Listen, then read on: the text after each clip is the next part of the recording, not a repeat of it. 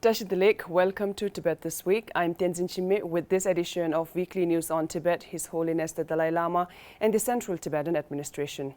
Today's headlines. His Holiness the Dalai Lama shares his vision of a more compassionate and peaceful world. COVID-19 pandemic stemmed from authoritarian regime and its mindset, said Dr. Lobsang Sangay. Resolution of Tibet issue imperative for India's peace with China, said CTA's President. United Nations experts call for urgent decisive measures against China. The Central Tibetan Administration urges the United Nations Human Rights Council and the member states to evaluate the human rights violations by China. 106 years of Shimla Convention, historical proof of Tibet as an independent nation. Tibetan peace marchers appealed the United Nations to hold China accountable for human rights violation in Tibet. Tibetan Institute of Performing Arts dedicates Yarkyi musical tribute to His Holiness the Dalai Lama, broadcast live for the first time. Sharing his vision of a more compassionate and peaceful world during a webinar by Amity University, His Holiness the Dalai Lama stressed upon the importance of revival and practice of the ancient Nalanda tradition, through which he averred on ways to transform human emotions and training of developing harmony of mind. Peace of mind, very close connection. Too much anxiety, too much anger. Then physical condition also sometimes difficult. So all this result of the practice of ancient Indian knowledge.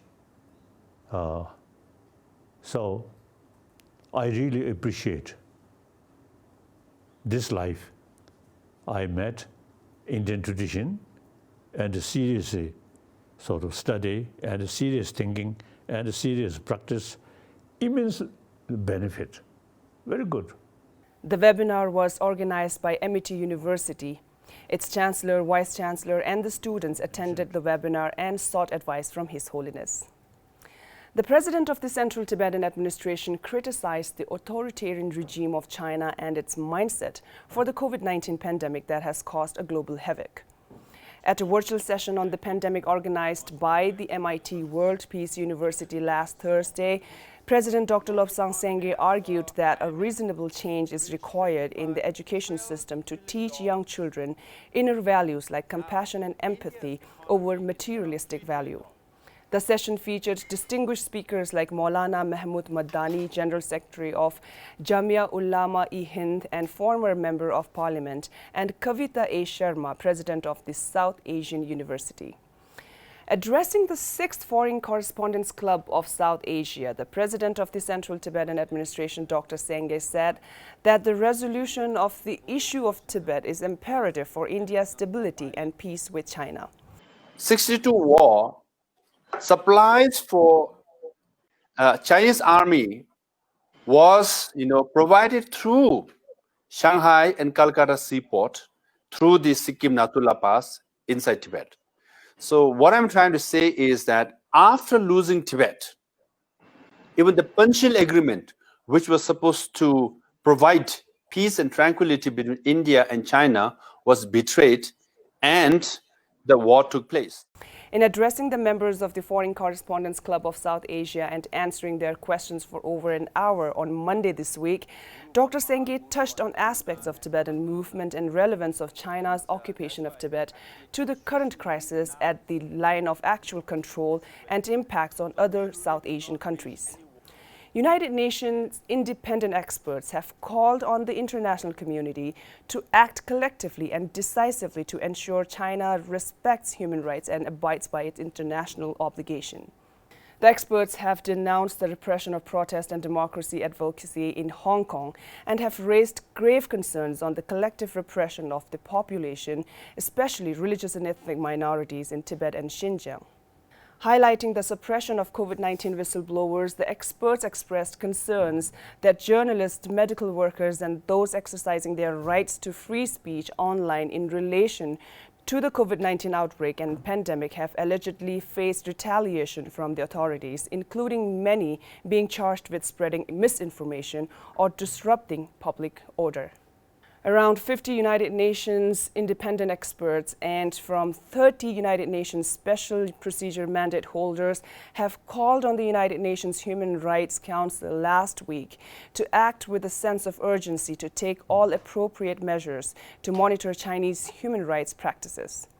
Strongly agreeing with the urgent call on the international community by the United Nations experts, the President of the Central Tibetan Administration, Dr. Lobsang Sangay, issued a statement urging the United Nations Human Rights Council and the member states to hold a special session to evaluate the human rights violations being carried out by China and to establish a country mandate of United Nations Special Rapporteur on China to monitor, analyze, and report annually on the human rights situation in Tibet and other regions under the People's Republic of China. Today marks the 106th year of the Shimla Convention signed between British India and Tibet concerning the status of Tibet.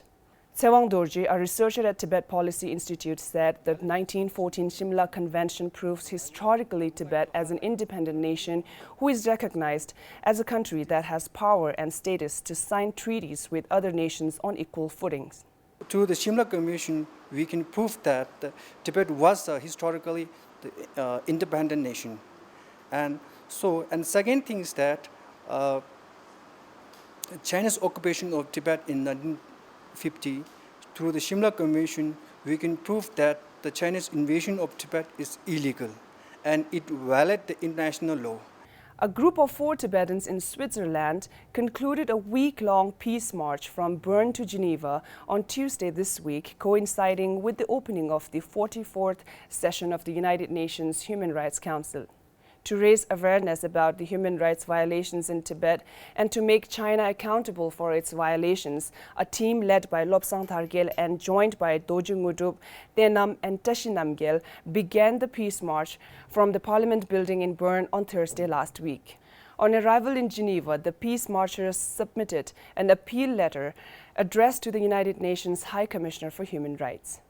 Earlier this month, a 45-year-old Tsering Wangdu, resident of Switzerland, raised awareness on human rights violations in Tibet and to hold China accountable for its violations by conducting a solo peace march from Zurich to Geneva.